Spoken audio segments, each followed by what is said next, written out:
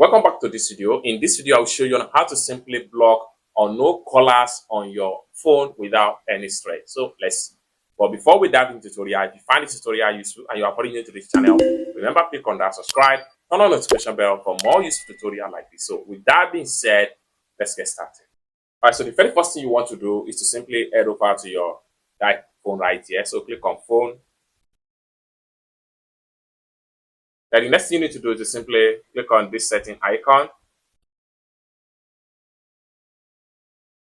It's going to take you right here. Next thing you need to do is to simply click on blocked numbers.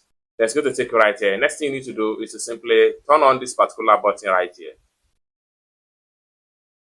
That's simple as that. So block call from unidentified callers. So basically, this is how to simply block call from any unknown number.